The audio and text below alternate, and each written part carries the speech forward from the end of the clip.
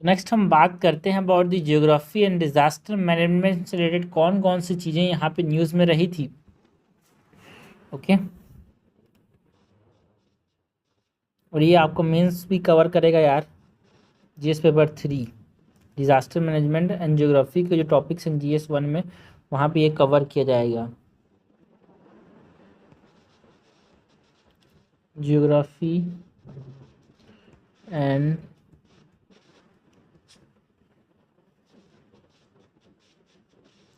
Disaster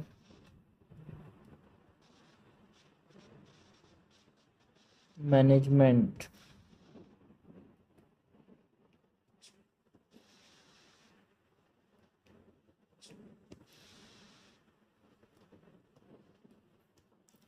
सबसे पहले तो यहाँ पे हम बात करते हैं about the Antarctic ozone hole की, जो कि हमको यहाँ पे देखने को मिला था न्यूज़ में।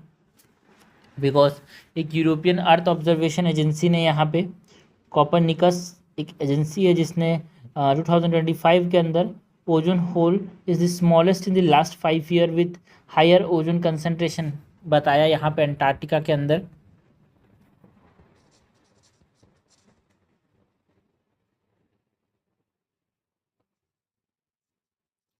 Antarctic ozone whole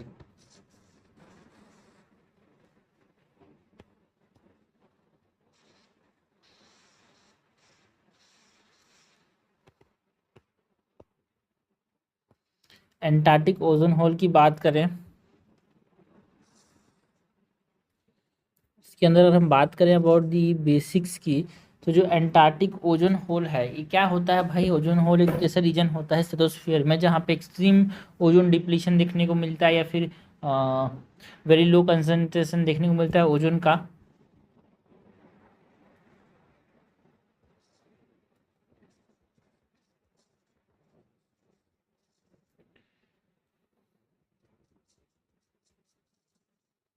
extreme ozone depletion की वजह से यहाँ पे क्या होता है, कंसंट्रेशन ओजोन का कम हो जाता है।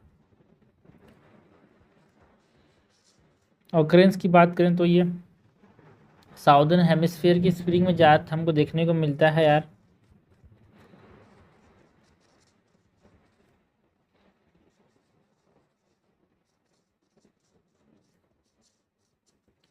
साउदर्न हेमिस्फीयर स्प्रिंग एंड ये जो ओजोन होल है इसको डॉप्सन यूनिट डीयू में मेज़र किया जाता है।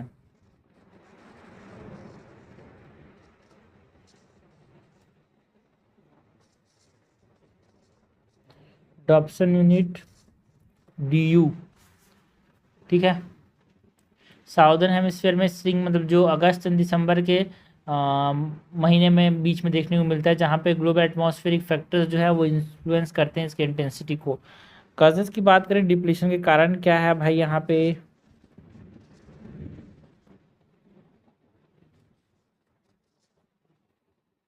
जो ओजोन डिप्लीटिंग सब्सटेंस है उसकी वजह से यहाँ पे ओजोन डिप्लीशन हो रहा है।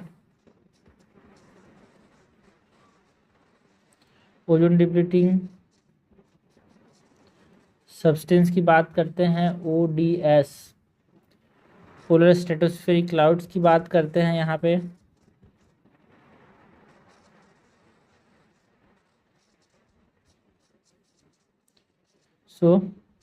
पोलर स्ट्रेटोस्फेरिक क्लाउड्स जो है उसकी वजह से यहाँ पे ओजोन डिप्लीशन देखने को मिलता है। जो वॉल्केनिक इरप्शंस हैं, वॉल्केनिक इरप्शंस में से जो डाइनी पार्टिकल्स स्ट्रेटोस्फेरिक एरोसोल्स जो निकलते हैं वो केमिकल रिएक्शन को एनहांस कर देते हैं स्ट्रेटोस्फेयर में, जिसकी वजह से ओजोन ब्रेक डाउन बढ़ जाता है यार,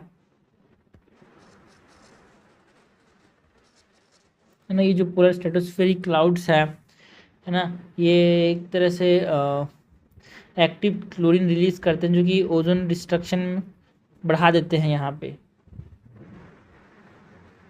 और यहाँ पे ओजोन डिप्लीटिंग सब्सटेंस के अंदर हम बात करते हैं अबाउट क्लोरोफ्लोरोकार्बन्स की, हेलोन्स की, कार्बन टेट्राक्लोराइड हो गया, हाइड्रो, है ना, क्लोरोफ्लोरोकार्बन्स, ये सब यहाँ पे जो कि ज़्यादातर यहाँ पे रेफ्रिजरेटर से, एसी से निकलते हैं, वो इसको डिप्लीट कर देते हैं यार। इंडिया ने प्रोटेक्शन मेजर्स की बात की तो इंडिया ने क्या क्या मेजर्स लिए हैं for protection of ozone layer. India's protection measures की बात की तो ozone depleting substance regulation rules रहा 2000 के अंदर। Ozone depleting substance regulation rules लाए भाई 2000 में, क्योंकि production import export cell use of ozone depleting substance को यहाँ पे रेगुलेट करता है। ऑल्सो इंटरनेशनल कमिटमेंट्स के अंदर जो वियना कन्वेंशन था 1991 में, वहाँ पे एक तरह से इसको रोकने के लिए बात की गई। ऑल्सो जो मॉन्ट्रियल प्रोटोकॉल है 1992 में, वहाँ पे इसको रोकने की बात की गई। जो ओजोन डिप्लीटिंग सब्सटेंस है उनको, जो क्लोरोफ्लोरोकार्बन के फेज आउट की बात की गई यार 2010 तक, है ना, फेज आउट ऑफ ओडीएस, जिसमें हेलोन्स हो गए, कार्बन टेट्राक्लोराइड, मिथाइल क्लोरोफॉर्म, ये सबको एलिमिनेट करने की बात की गई। ये इंडिया का मेजर है to protect the ozone layer.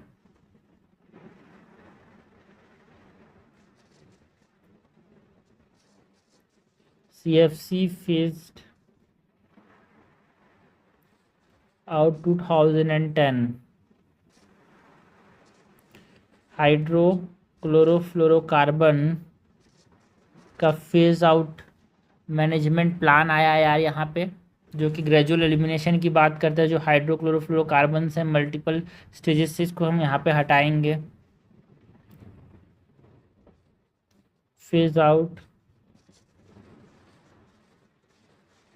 Management plan, जो किगाली अमेंडमेंट के रेटिफिकेशन की बात करें, किगाली अमेंडमेंट क्यों किया गया था भाई, है ना, एक तरह से हाई जो GWP है ना, ग्लोबल प्रेजेंस जो है हाइड्रोफ्लोरोकार्बन्स का, और जो ग्लोबल वार्मिंग पोटेंशियल्स है उसको रिड्यूस करने के लिए किगाली अमेंडमेंट किया गया था। ऑन मॉन्ट्रियल प्रोटोकॉल, याद रखना मॉन्ट्रियल प्रोटोकॉल सुनते ही आपको दिमाग में क्या आना चाहिए, ओजोन डिप्लीटिंग सब्सटेंस को कम करने की बात। तो किगाली अमेंडमेंट इसी के ऊपर हुआ था।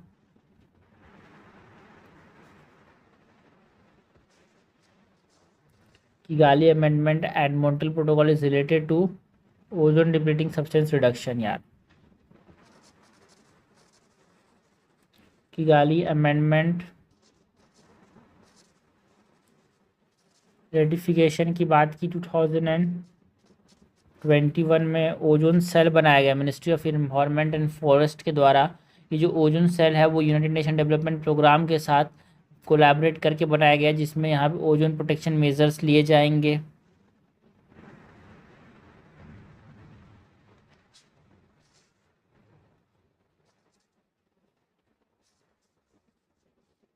ओजोन सेल्स की बात करें तो मिनिस्ट्री ऑफ एंड फॉरेस्ट की, हमने इंडिया प्रोटेक्शन मेजर्स की बात की ना, ग्लोबल इनिशिएटिव्स की बात करें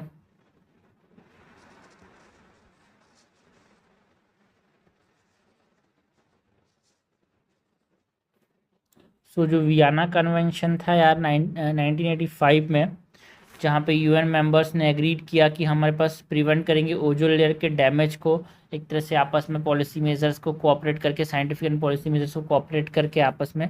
सो ये वियना कन्वेंशन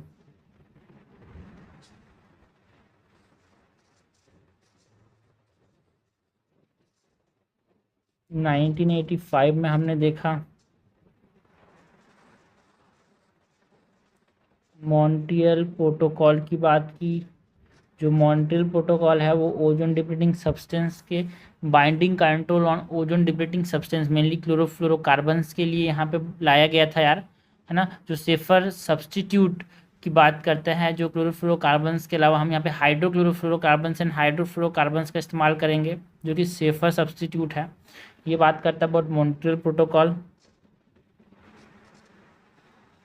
मैकडोनल्ड से याद रखना, MC मैकडोनल्ड मतलब क्या, Montreal protocol is for the CFCs। And lastly यहाँ पे जो किगाली अमेंडमेंट हुआ था, जहाँ पे जो हाइड्रोफ्लोरोकार्बन है उसका फेज आउट करेंगे, है ना। क्लाइमेट चेंज इम्पैक्ट्स को देखते हुए इसका बहुत ज़्यादा प्रभाव पड़ता है, इसीलिए इसको कम करेंगे यार। किगाली अमेंडमेंट की बात की, जो कि 2016 के अंदर आया यार, faced out face down the HFCs। So chlorofluorocarbons के लिए मॉन्ट्रियल प्रोटोकॉल एंड हाइड्रोफ्लोरोकार्बन्स के लिए किगाली अमेंडमेंट। तो ये हमने बात की अबाउट व्हाट एंटार्क्टिक जो ओजोन होल है वो न्यूज़ में था, तो उससे रिलेटेड यहाँ पे ओजोन डिप्लीशन के रिगार्डिंग जो जो चीज़ें हैं जो कि आपको पूछा जा सकता है वो सब हमने देखा यार। और ये जो ओजोन डिप्लीटिंग सब्सटेंस एक और चीज़ है कि भाई देखो इनका लॉन्ग एटमॉस्फेरिक लाइफ टाइम होता है ना, बहुत समय तक ये एटमॉस्फेयर में रह जाते हैं, एटमॉस्फेयर में जाते हैं, वहाँ पे स्लो डाउन कर देते हैं ट्रांसपोर्ट प्रोसेस को, तो इससे ओजोन डिप्लीशन देखने को मिलता है। नेक्स्ट अंटार्कटिक ओजोन होल के बाद हम बात करते हैं about the state of the cryosphere 2025 report जो कि न्यूज़ में था, है ना। ये जो स्टेट ऑफ द क्रायोस्फीयर 2025 का जो रिपोर्ट है उसको रिलीज़ किसने किया? इंटरनेशनल क्रायोस्फीयर क्लाइमेट इंस्टीट्यूट ने, जिसने वार्न किया कि ग्लोबल आइस लॉस हो रहा है जिसके वजह से हमको बहुत सारा दिक्कत का सामना करना पड़ सकता है यार। सो बात करते हैं about the state of the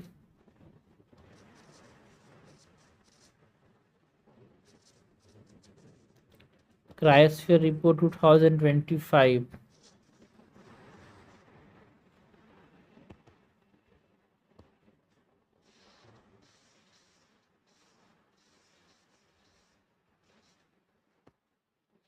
so state of the cryosphere report के अंदर की हाइलाइट्स की बात करें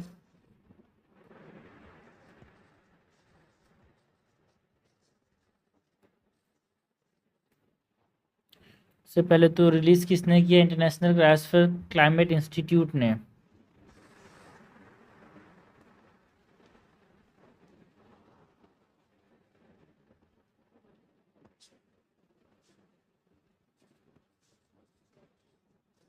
released by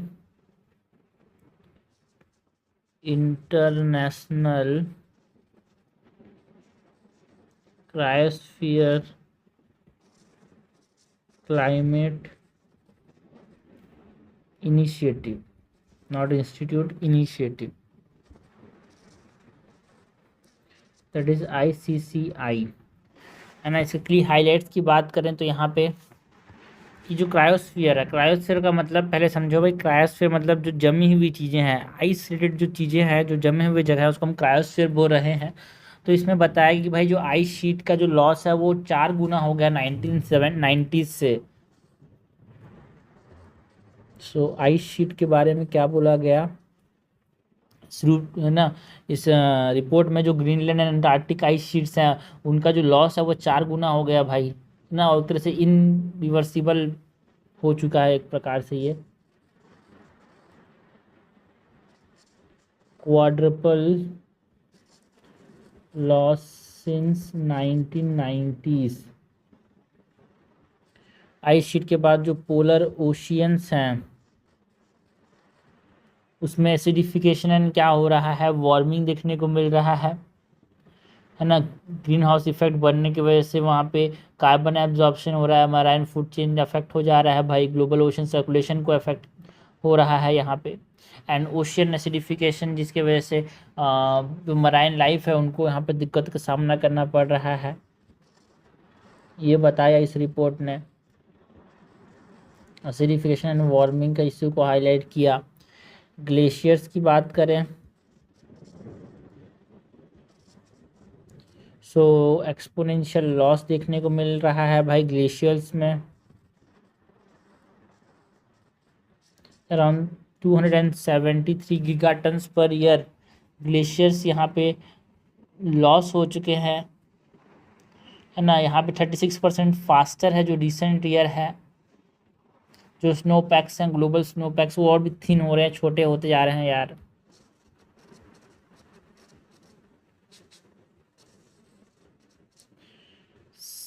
सी आइस की बात करें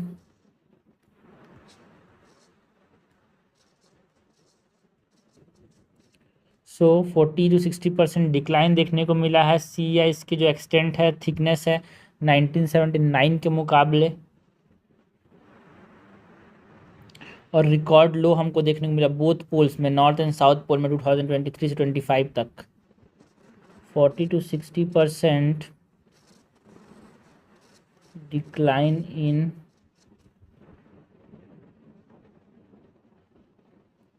extent since 1979 एंड परमाफ्रॉस्ट जो है वो जो जमा हुआ रीजन है परमाफ्रॉस्ट जो कि हमारे पास हमेशा जमा हुआ रहता है अंटार्कटिका को बोलते हैं। तो परमाफ्रॉस्ट जो है यहाँ पे एक्सेलरेटिंग था देखने को मिला, बहुत तेज़ी से ये यहाँ पे पिघल रहा है यार, रैपिड एक्सेलरेशन देखने को मिला 1990s से।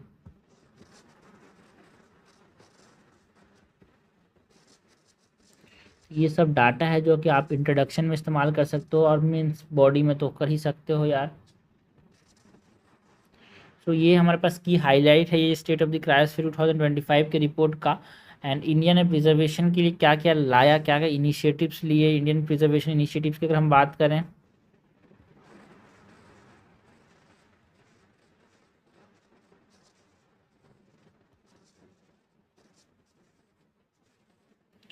तो जो हिमालयन इकोसिस्टम है वहाँ पे उनको बचाने के लिए इंडिया ने एक तरह से national mission for sustaining the Himalayan ecosystem ये लॉन्च किया, जो कि national action plan on climate change के अंदर एक सब मिशन है। National mission for sustaining the Himalayan ecosystem, national mission for sustaining the Himalayan ecosystem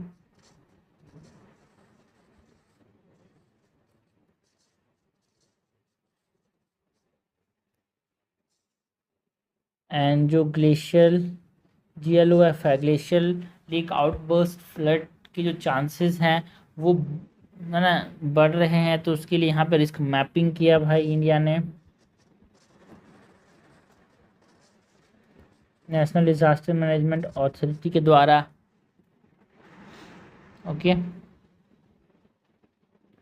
and NCPOR की बात करते हैं। NCPOR it is national centre for polar and oceanic research, जहाँ पे polar and high altitude research किया जा रहा है भाई बचाने के लिए ग्लोबल आइस शीट्स को। NCPOR polar and ocean research.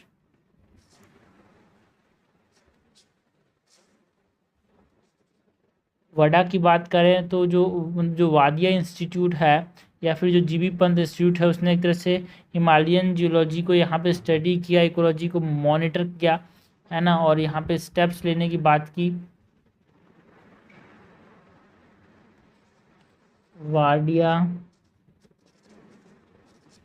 Institute for glaciology.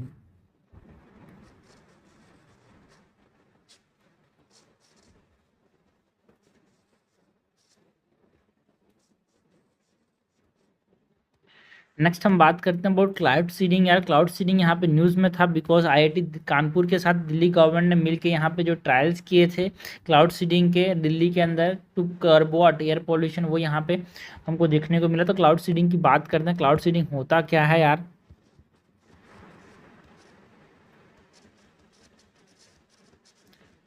Cloud seeding नाम से समझ आ रहा है बादल बनाना। बादल बनाना क्यों? बारिश कराने के लिए। सो क्लाउड सीडिंग के अंदर सबसे पहले तो मैकेनिज्म जो इस्तेमाल किया जाता है, अगर हम मैकेनिज्म की बात करें तो मॉइस्चर लेडन क्लाउड्स को टारगेट किया जाता है यहाँ पे।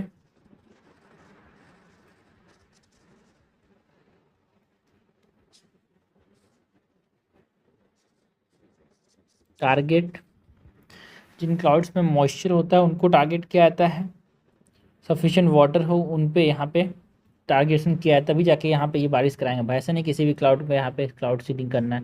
सो टारगेट दी मॉइस्चर लेडन क्लाउड्स। एजेंट्स की बात करें तो जिन एजेंट्स का यहाँ पे इस्तेमाल किया जाता है क्लाउड सीडिंग के लिए वो कौन से हैं भाई। सिल्वर आयोडाइड का इस्तेमाल किया जाता है, NaCl सोडियम क्लोराइड का, ड्राई आइस का इस्तेमाल किया जाता है यहाँ पे, है ना। ये आपस में जो मटेरियल है वो कंडेंसेशन करते हैं या फिर आइस न्यूक्लाई बनाते हैं, जिसकी वजह से आइस क्रिस्टल का फॉर्मेशन होता है, क्लाउड ड्रॉपलेट्स का फॉर्मेशन होता है। मेथड्स की बात करें सो एरियल एंड ग्राउंड बेस्ड हो सकते हैं, है ना। एरियल में क्या किया था, ड्रोन से या फिर एयरक्राफ्ट से ये एजेंट्स जो हैं उनको डायरेक्टली क्लाउड में यहाँ पे डाला जाता है लार्ज स्केल सिस्टम में, फिर ग्राउंड बेस्ड में जनरेटर से फिर रॉकेट रिलीज़ किया जाता है ग्राउंड से, जो कि कैरी किया जाते हैं इन एजेंट्स को ऊपर विंड्स के द्वारा ऊपर ले जाता है। सो मेथड्स के अंदर हमने बात किया अबाउट 2 टाइप्स ऑफ मेथड्स यार यहाँ पे सीडिंग के, एरियल एंड ग्राउंड बेस्ड।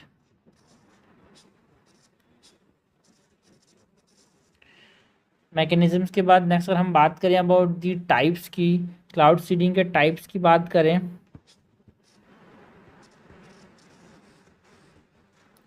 सो यहाँ पे cloud seeding, below freezing and एक होता है वार्म, कोल्ड क्लाउड सीडिंग होता है, वार्म क्लाउड सीडिंग मेथड। जो मतलब टाइप्स ऑफ क्लाउड सीडिंग की बात करें तो 2 तरह के होते हैं यहाँ पे। ऑब्जेक्टिव क्या होता है यार क्लाउड सीडिंग से, to induce rainfall in moisture bearing clouds या फिर नेचुरल प्रेसिपिटेशन को अगमेंट करना, ये ऑब्जेक्टिव है यहाँ पे किसी भी प्रकार से। सो टाइप्स में 2 तरह के होते हैं यहाँ पे, एक होता है कोल्ड क्लाउड सीडिंग,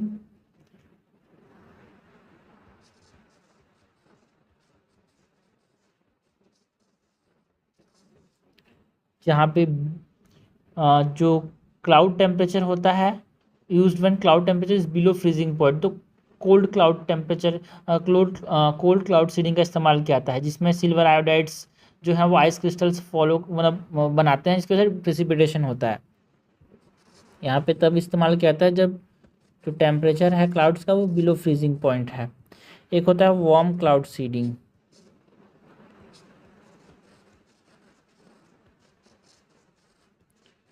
जो वार्म क्लाउड सीडिंग है इसमें जो टेम्परेचर होता है क्लाउड टेम्परेचर वो अबव 0 डिग्री सेल्सियस होता है, एंड कॉमनली ये क्या इस्तेमाल करते हैं यहाँ पे, सॉल्ट पार्टिकल्स का इस्तेमाल करते हैं NaCl, जो कि एक तरह से ड्रॉपलेट फॉर्मेशन को बढ़ावा देता है, और कोलिशंस जो पानी के ड्रॉपलेट्स आपस में फट चिपकते हैं। सो अबव 0 डिग्री सेल्सियस। हमने टाइप्स की बात की ना, ग्लोबल एंड लोकल ट्रायल्स की बात करते हैं दुनिया भर में, और इंडिया में इसके ट्रायल्स में क्या क्या हुआ है, क्या क्या चीज़ें हमको देखने को मिली। ग्लोबल एंड लोकल ट्रायल्स की बात करें सो इंडिया में जो साइपेक्स है वो प्रोजेक्ट देखने को मिला, साइपेक्स प्रोजेक्ट। जो साइपेक्स प्रोजेक्ट है cloud aerosol interaction and precipitation enhancement experiment जो है, ये ministry of environment ministry of earth sciences के द्वारा यहाँ पे कंडक्ट किया गया एक तरह से 4 फेजेज में, 2009 में, फिर 2010-11, फिर 14-15, फिर 2017-19। तो ये ट्रायल्स जो थे वो southern peninsular India like Solapur Maharashtra में किए गए। चाइना में बीजिंग ओलंपिक्स में यहाँ पे ये ट्रायल किया गया यार, 2008 में देखने को मिला।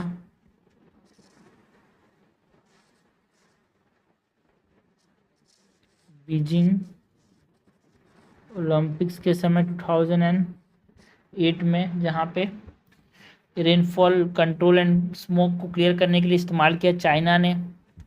यूएई की बात करें तो वाटर स्केर्सिटी प्रोग्राम के अंदर यहाँ पे यूएई में world largest cloud seeding program इसने रन किया, एक तरह से वाटर सिक्योरिटी को मेंटेन करने के लिए इन एरिड रीजन्स यार।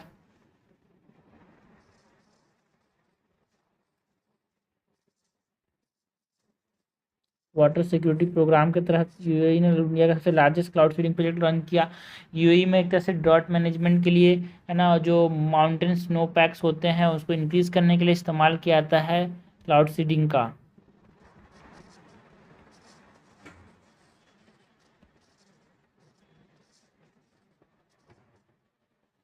ओके, एंड यहाँ पे थाईलैंड के अंदर इम्प्लीमेंट किया गया रॉयल रेन मेकिंग प्रोजेक्ट्स के अंदर 1955 से एग्रीकल्चर एंड ड्रॉट रिलीफ के लिए इस्तेमाल किया जा रहा है यार। तो ये सब हमारे पास ट्रायल्स की बात की, global and local trials of cloud seeding बहुत ज़्यादा न्यूज़ में रहता है, चीज़ें आपको पता होनी चाहिए इसके बारे में। आप कंटेंट लिख पाओ मेंस में उतना सफिशिएंट है यार ये, है ना, और प्रीलिम्स में तो आंसर सॉल्व कर ही सकते हो। तो ने बात की cloud seeding state of the cryosphere 2025 report की, एंटार्क्टिक ओजोन होल की। नेक्स्ट हम बात करते हैं अबाउट दी इम्पॉर्टेंट चीज़ें जो न्यूज़ में रही थी, that is glacier melting and preservation वाली चीज़ें जो थी बहुत ज़्यादा यहाँ पे न्यूज़ में थी यार, इसके बारे में बात करते हैं। नेक्स्ट हम बात करते हैं ग्लेशियर मेल्टिंग एंड प्रिजर्वेशन। ये न्यूज़ में क्यों था? बिकॉज एक प्लानरी सेशन जो था, हाई लेवल इंटरनेशनल कॉन्फ्रेंस जो हमको देखने को मिला ग्लेशियर प्रिजर्वेशन के ऊपर तजाकिस्तान में, उसके रिगार्डिंग ये न्यूज़ में था यार। सो इसकी बात करें अगर हम ग्लेशियर मेल्टिंग एंड प्रिजर्वेशन की,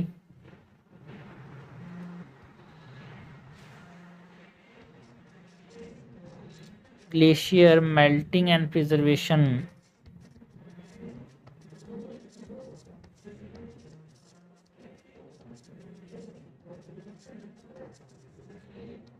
सो ग्लेशियर मेल्टिंग एंड प्रिजर्वेशन के अंदर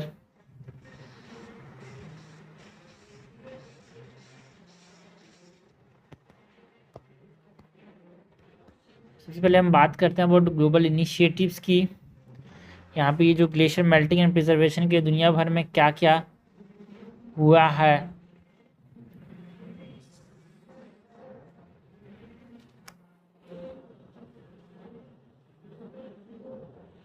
सबसे पहले तो हम ग्लोबल इनिशिएटिव्स की अगर बात करें, तो ग्लोबल इनिशिएटिव्स के अंदर हम बात करते हैं about international year of glacier preservation 2025 को डिक्लेयर किया गया भाई यूनाइटेड नेशन के द्वारा।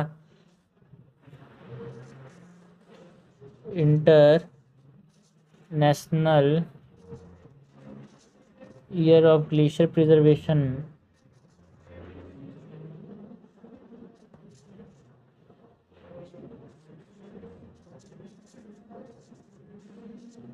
2025 को डिक्लेयर किया गया।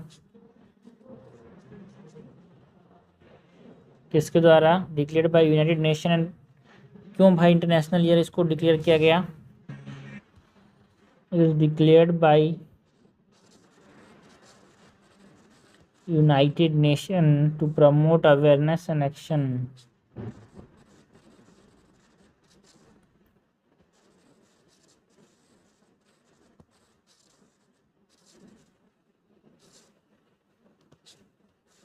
और क्या ग्लोबल इनिशिएटिव हमको देखने को मिला यार? जो वर्ल्ड ग्लेशियर डे है वो कब सेलिब्रेट किया जाता है? वर्ल्ड ग्लेशियर डे जो है 21 को हर साल यहाँ पे सेलिब्रेट किया जाता है। एंड ये 2025 से स्टार्ट हुआ भाई सेलिब्रेट करना।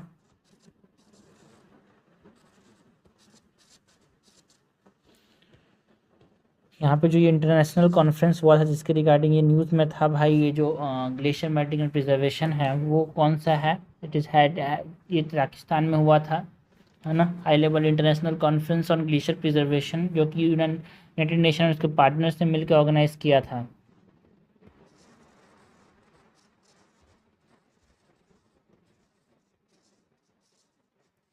International conference held in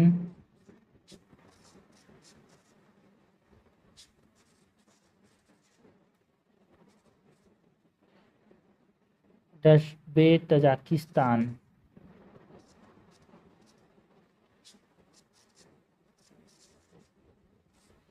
and it is organized by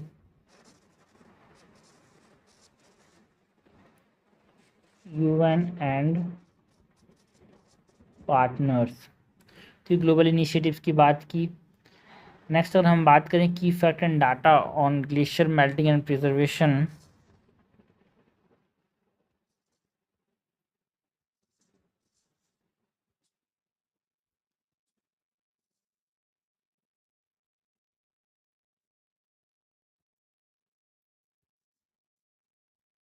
की फैक्ट्स एंड डाटा।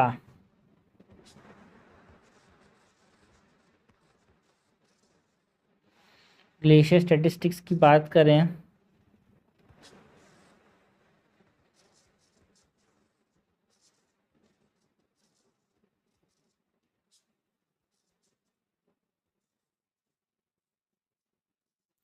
सो इसके अंदर over 2 lakh glacier world wide हैं भाई दुनिया में।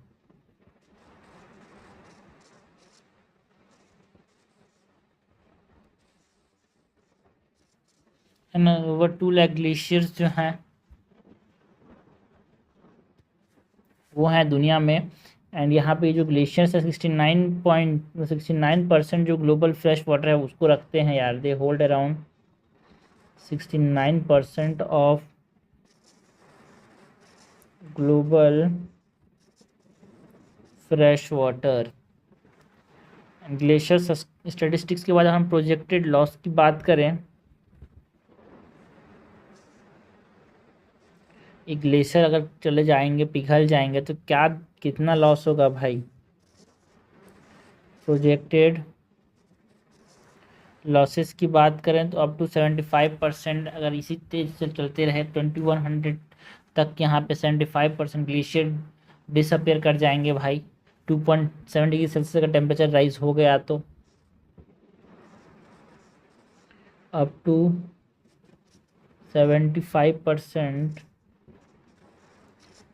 disappearance by 2100 at 2.7 degree Celsius rise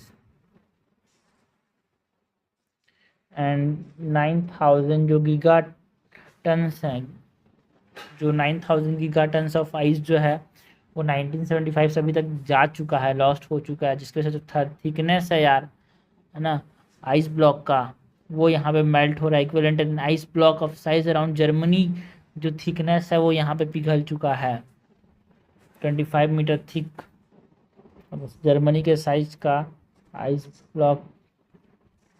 so 9000 giga tons lost since 1975। And sea level potential की बात करें तो ये लॉस होगा, सारा पानी कहाँ आएगा, समुद्र में आएगा, तो सी लेवल पोटेंशियल राइज देखने को मिलेगा। तो इसमें क्या दिक्कतों का सामना करना पड़ेगा यार। सी लेवल पोटेंशियल की बात करें तो ग्रीनलैंड का मेल्टिंग देखने से, ग्रीनलैंड का जो यहाँ पे आइस कैप जो है मेल्ट हो रहे हैं, जो अगर कंप्लीट मेल्टिंग हो गया ग्रीनलैंड के आइस का तो यहाँ पे 7.4 मीटर से जो सी लेवल है वो राइज कर जाएगा यार।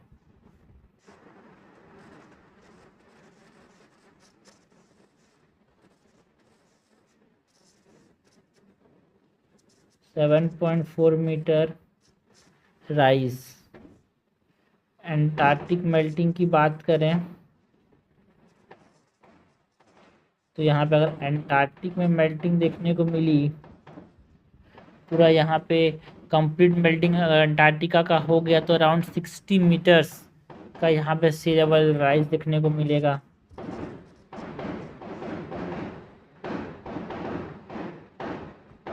सो ये हमने बात की अबाउट की facts and data on glacier melting. Now importance of glacier की अगर हम बात करें यहाँ पे,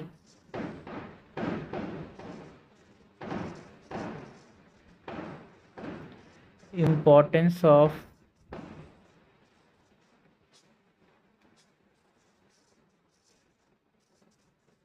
ग्लेशियर्स, तो वाटर सिक्योरिटी के लिए रिस्पॉन्सिबल है ये, है ना, फॉर एग्रीकल्चर एंड सेटलमेंट्स की ये सोर्स ऑफ पानी है यार। अगर ये चले जाएंगे तो पानी कहाँ से मिलेगा एग्रीकल्चर को। हमारे पास हिमालयन का पानी तो पिघल के आ रहा है, तो गंगा बन रहा है, ब्रह्मपुत्र बन रहा है। So water security for agriculture and settlements के रिस्पॉन्सिबल है ग्लेशियर्स। क्लाइमेट को रेगुलेट करता है यार एल्बिडो इफेक्ट से, बिकॉज टेम्परेचर ये क्या करता है, सनलाइट को रिफ्लेक्ट करता है। अगर ये पिघल गया तो रिफ्लेक्ट नहीं करेगा, टेम्परेचर बढ़ता जाएगा यहाँ पे, है ना। Climate regulation via albedo effect and disaster risk mitigation करता है, मतलब डिजास्टर रिस्क हो सकते हैं यहाँ पे अगर रैपिड मेल्टिंग होता है, जिसकी वजह से ग्लेशियर लेक आउटबर्स्ट फ्लड्स देखने को मिल सकता है यार, एवलांचेस देखने को मिल सकते हैं, फ्लैश फ्लड्स देखने को मिल सकते हैं।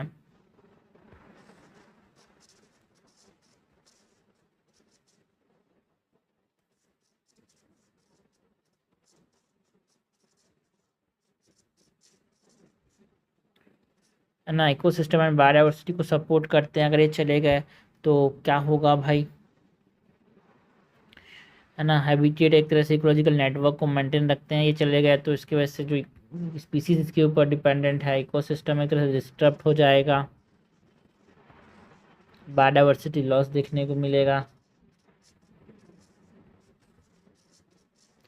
साइंटिफिक रिकॉर्ड करता है जो क्लाइमेट की हिस्ट्री है, बिकॉज यहाँ पे ये प्रिजर्व रखता है environmental history and climate history को। तो वो अगर यहाँ पे चले जाएंगे तो फिर, क्योंकि हम यहाँ पे जो पहले की जो स्पीसीज थे उनको यहाँ पे स्टडी कर पाते हैं ग्लेशियर्स के अंदर, ग्लेशियर्स के पैटर्न से। अगर ये चले जाएंगे तो हमको यहाँ पे स्टडी करने में भी दिक्कत होगा। साइंटिफिक रिकॉर्ड्स होते हैं ये ऑफ क्लाइमेट हिस्ट्री। तो ये सब इम्पोर्टेंस है यार ग्लेशियर का, इनके बिना बहुत दिक्कतों का सामना करना पड़ेगा। फैक्टर्स जो कि यहाँ पे मेल्टिंग को कंट्रीब्यूट कर रहे हैं, उन फैक्टर्स की बात करें कि किन वजह से यहाँ पे ग्लेशियर्स जो है वो पिघल रहे हैं। So factors contributing to melting. So कौन कौन से फैक्टर्स जो हैं मेल्टिंग को कंट्रीब्यूट करते हैं भाई? जो climate change and rising temperature है वो एक इम्पॉर्टेंट फैक्टर है।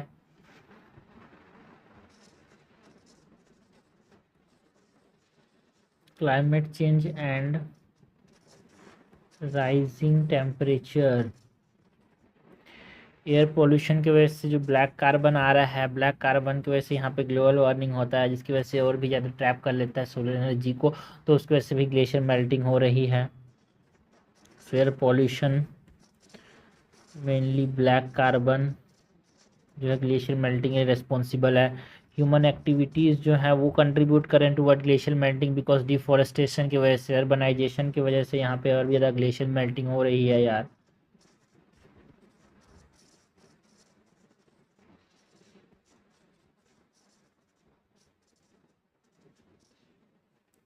एक्सट्रीम वेदर इवेंट्स जो हो गए, इसमें हम बात करते हैं हीट वेव्स की, रेनफॉल्स की, ये सब कंट्रीब्यूट करते हैं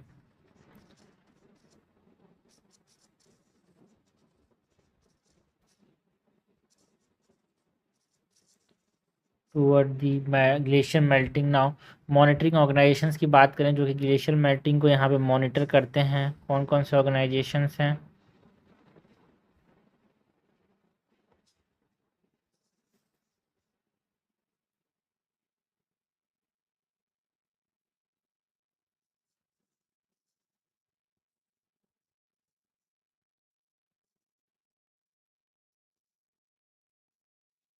मॉनिटरिंग ऑर्गेनाइजेशंस की बात करें सो जो WMO है, that is world meteorological organization, वो मॉनिटर करता है यार ग्लोबल क्लाइमेट ट्रेंड्स को, ग्लेशियर मेल्ट्स को ये मॉनिटर करता है। Also early warning system support provide करता है ग्लेशियर हजार्ड से ये।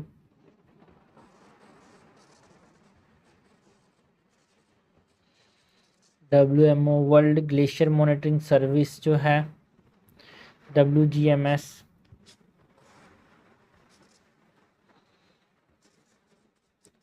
World glacier monitoring service,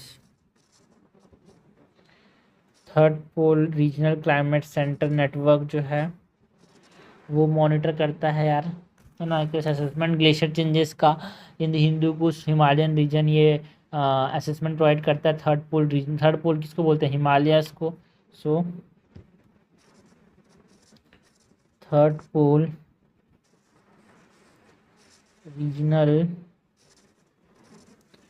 climate change network monitoring organization के अंदर आता है।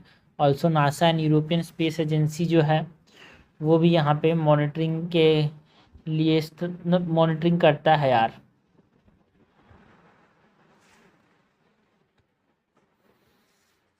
जो वर्ल्ड ग्लेशियर मॉनिटरिंग सर्विस है ये कहाँ पे है? स्विट्जरलैंड के अंदर, जो glacial mass balance and ice loss world wide को देखता है, तरह से क्लाइमेट रिसर्च डाटा प्रोवाइड करता है ये। NASA and European space agency, ये सब मॉनिटरिंग ऑर्गेनाइजेशंस के अंदर आ गए। नाउ इंडियन गवर्नमेंट ने क्या क्या इनिशिएटिव्स लिए हैं भाई यहाँ पे ग्लेशियर मेल्टिंग को रोकने के लिए, उसकी अगर हम बात करें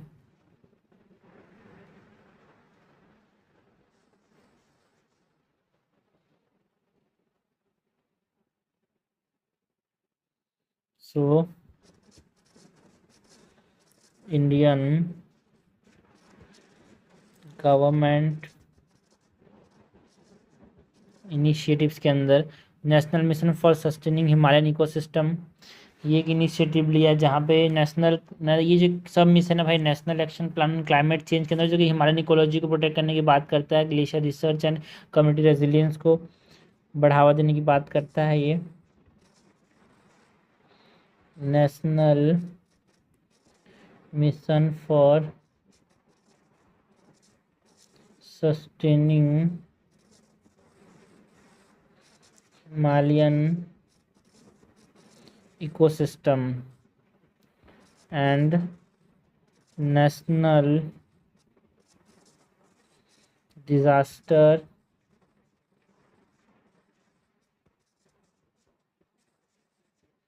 मैनेजमेंट अथॉरिटी की बात, जो नेशनल डिजास्टर मैनेजमेंट अथॉरिटी है एनडीएमए, इसके अंदर एनडीएमए ने क्या किया भाई यहाँ पे कंडक्ट किया है risk mapping and early warning system deployment for glacier lake outburst flood. ISRO satellite monitoring की बात करते हैं,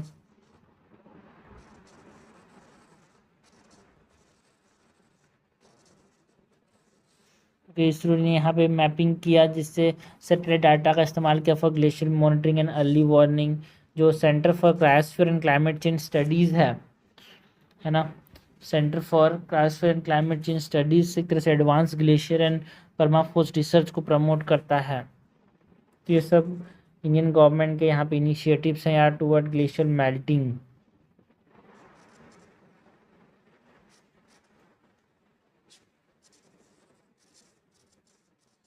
cryosphere and climate change studies. So ये हमने बात की अबाउट व्हाट, ये हमने बात की जो ग्लेशियर मेल्टिंग एंड प्रिजर्वेशन, इससे मेंस में बहुत अच्छा क्वेश्चन आता है, ग्लेशियर के प्रीलिम्स में तो क्वेश्चन आते ही हैं यार, ठीक है। नेक्स्ट एक मेंस का इंपॉर्टेंट टॉपिक है डिजास्टर मैनेजमेंट का, that is disaster resilient infrastructure. International conference हुआ था डिजास्टर रेजिलिएंट इंफ्रास्ट्रक्चर के ऊपर 2025 में वीडियो कॉन्फ्रेंसिंग से, तो ये न्यूज़ में था। तो यहाँ पे डिजास्टर रेजिलिएंट इंफ्रास्ट्रक्चर हमारे पास क्वेश्चन पूछा जा सकता है डिजास्टर मैनेजमेंट के अंदर, तो उसके बारे में बात करते हैं वो डिजास्टर रेजिलिएंट इंफ्रास्ट्रक्चर की। इम्पोर्टेंट टॉपिक है भाई,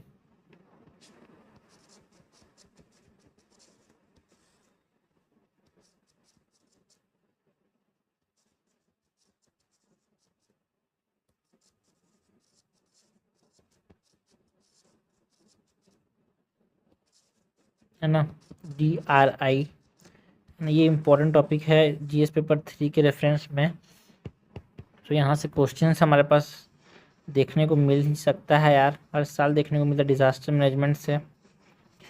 तो ये डिज़ास्टर रेजिलिएंट इंफ्रास्ट्रक्चर हम बात करें तो सबसे पहले तो डेफिनेशन की बात करते हैं। डिज़ास्टर रेजिलिएंट इंफ्रास्ट्रक्चर का मतलब क्या है?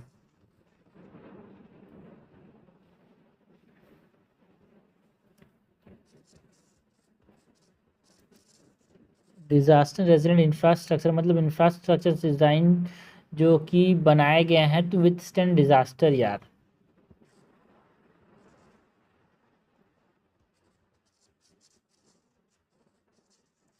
Infrastructure system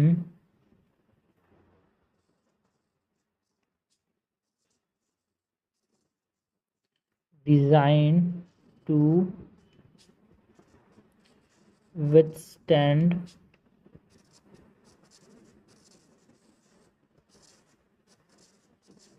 disaster।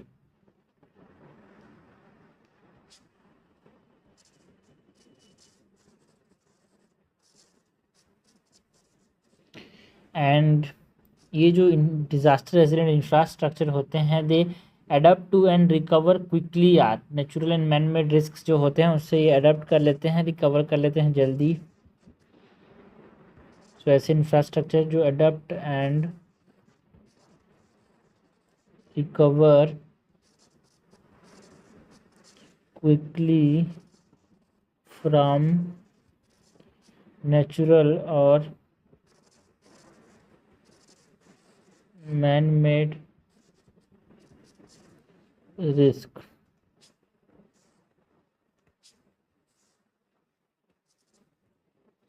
इसमें disaster resistant infrastructure includes buildings, roads and power grid. Next हम बात करते हैं अबाउट जो international conference on disaster resident infrastructure जो कि न्यूज़ में था उसकी। सो ICDRI 2025 कॉन्फ्रेंस, ये 7th एडिशन था यार, जिसको फ्रांस में होस्ट किया गया। 7th edition hosted in Nice, France. Organise किसने किया था? CDRI, दैट इज CDRI मतलब coalition for disaster resident infrastructure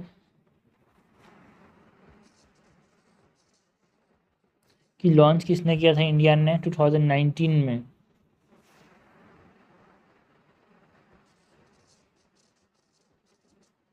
theme क्या था भाई 2025 को जो कॉन्फ्रेंस हुआ था इसका?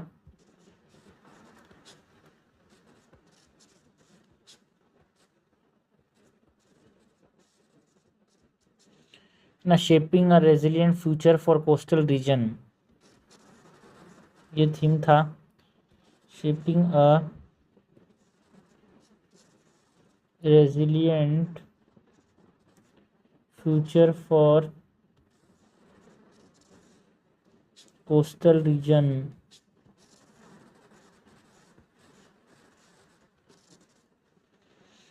एंड इंडियाज प्रायोरिटी की बात करें, सो इंडियाज प्रायोरिटीज़ के अंदर हम बात करते हैं, education integration is an important priority यार इंडिया के अंदर।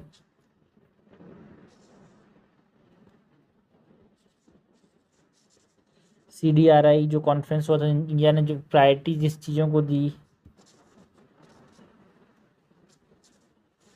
और हम उसकी बात करें, that is education integration,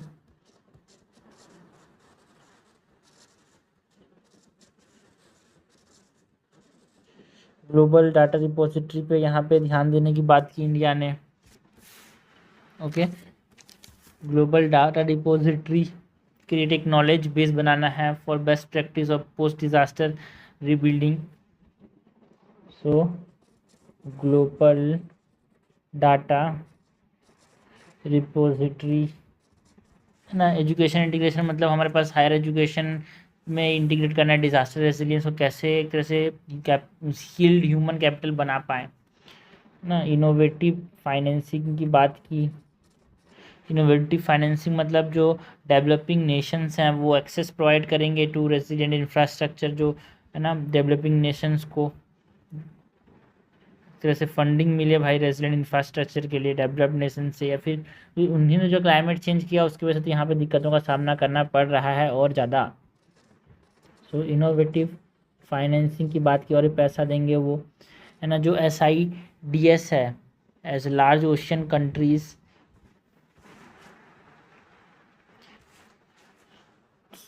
small island developing states जो हैं, लार्ज ओशियन कंट्रीज तरह से रिकॉग्नाइज करना, एड्रेस करना unique vulnerabilities of small island developing states को, है ना,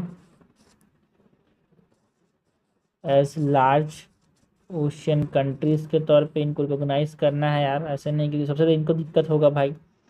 एंड अर्ली वार्निंग सिस्टम बनाना है, कोऑर्डिनेशन टेक्नोलॉजी देना है for timely and effective disaster response यार। ये सब इंडिया की प्रायोरिटीज़ रही थी at ICDRI international conference on disaster resident infrastructure.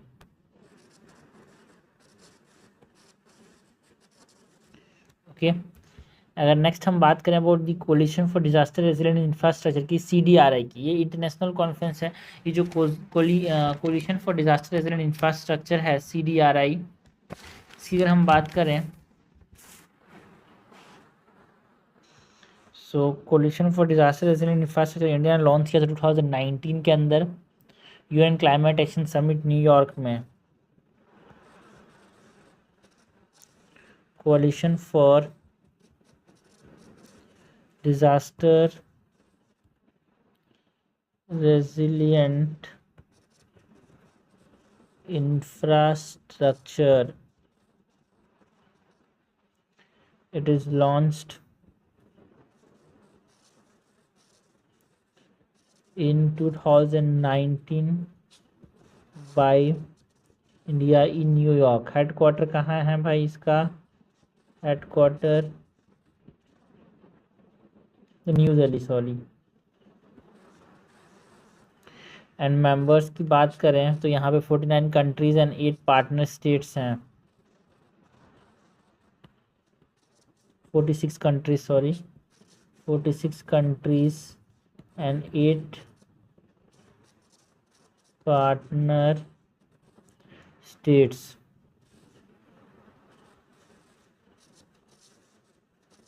Objective की बात करें, to promote resilient system against climate risk. Climate risk के अगेंस्ट हमारे पास रेजिलिएंट सिस्टम को प्रमोट करना, ये ऑब्जेक्टिव है coalition for disaster resilient infrastructure का।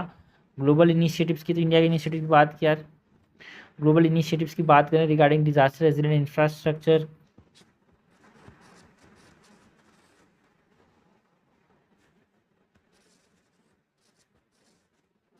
सो हम बात करते हैं अबाउट जो UN का अर्ली वार्निंग फॉर ऑल है।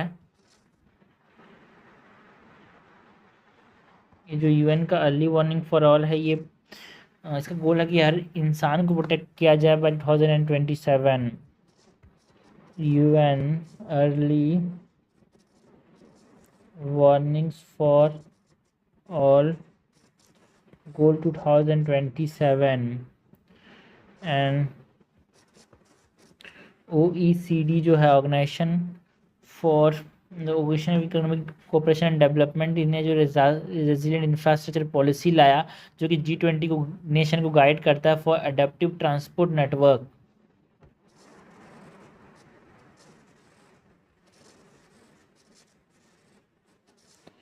OECD रेजिलिएंट इंफ्रास्ट्रक्चर पॉलिसी की अगर हम बात करें, सो ये हमारे पास organization of economic cooperation and development G20 nations के लिए।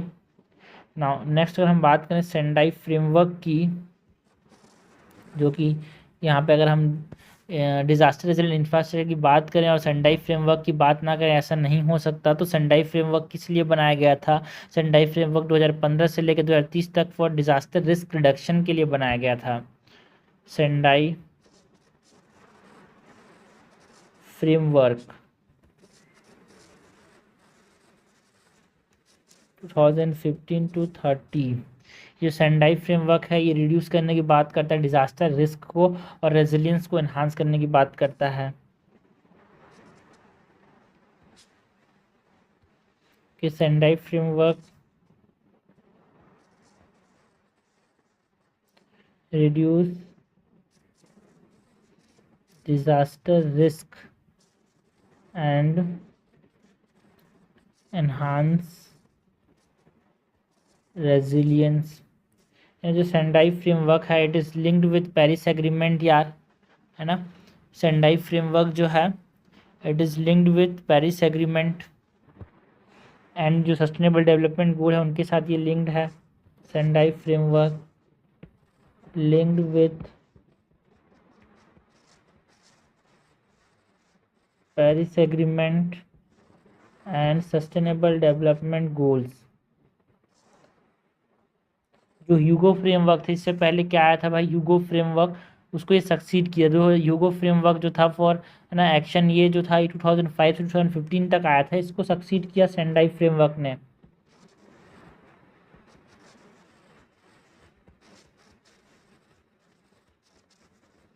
ओके। एंड अगर हम बात करें इंडिया गवर्नमेंट ने क्या क्या इनिशिएटिव्स लिए हैं, ठीक है, तो हमने बात की about the कोalition for disaster resilient infrastructure, ये तो इंडिया गवर्नमेंट लॉन्च किया। इंडिया ने गवर्नमेंट ने क्या क्या यहाँ पे इनिशिएटिव्स लिए हैं फॉर डिजास्टर रेजिलिएंट इंफ्रास्ट्रक्चर की, तो अगर हम बात करें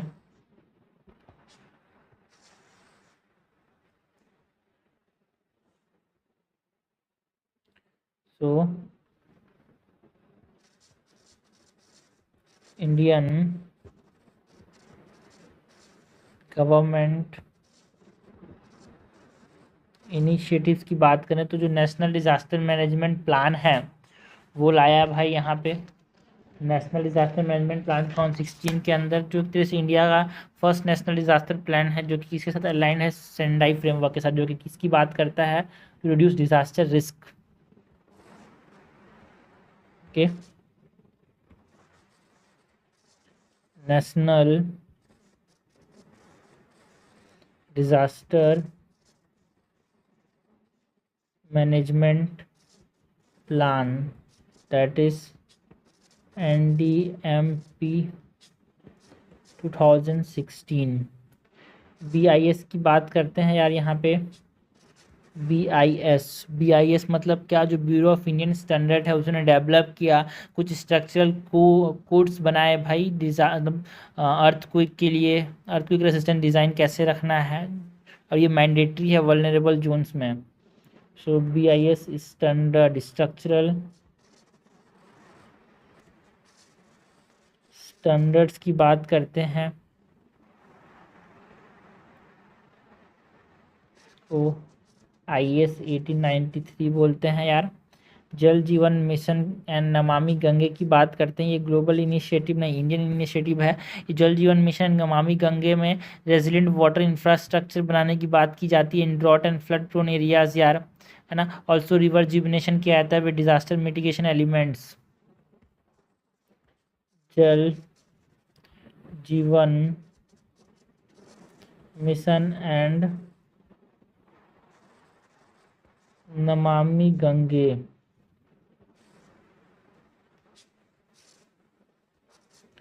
नेशनल NAPCC की बात करते हैं, that is national action plan on climate change, जिसमें क्लाइमेट रेजिलिएंट इंफ्रास्ट्रक्चर इसके अंदर बात की गई यार।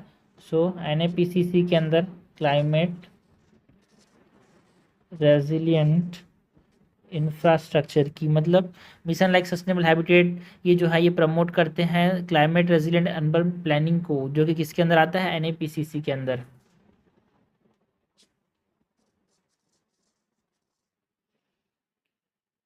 Now recent cyclones and storms की अगर हम बात करें तो वो यहाँ पे जो जो आए थे वो भी आपको पता होना चाहिए यार, ठीक है। सो रिसेंट साइक्लोन और स्टॉर्म्स की बात करें तो इसके अंदर हम बात करते हैं अबाउट साइक्लोन रिमाल की, जो कि साइक्लोन रिमाल कहाँ पे आया था, इंडिया एंड बांग्लादेश में।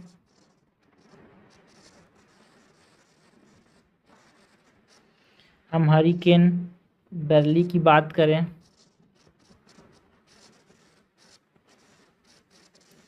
तो हरिकेन बेरली जो है वो कैरिबियन रीजन में आया था।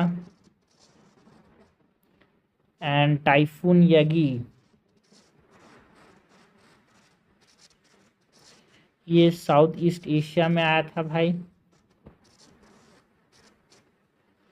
हरिकेन हिलीनी और हेलिन बोल सकते हैं, ये यूनाइटेड स्टेट्स के अंदर आया था।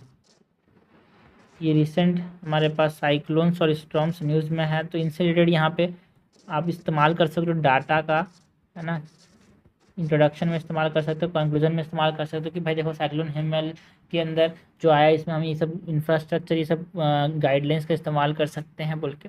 सो ये हमने बात की about the disaster resilient infrastructure की, है ना। बहुत इंपॉर्टेंट टॉपिक है डिज़ास्टर मैनेजमेंट के अंदर। ग्लेशियर मेल्टिंग एंड प्रिजर्वेशन की बात की। ज्योग्राफी के अंदर भी GS पेपर 1 में भी क्वेश्चन आ सकता है, GS पेपर 3 के अंदर भी आता है।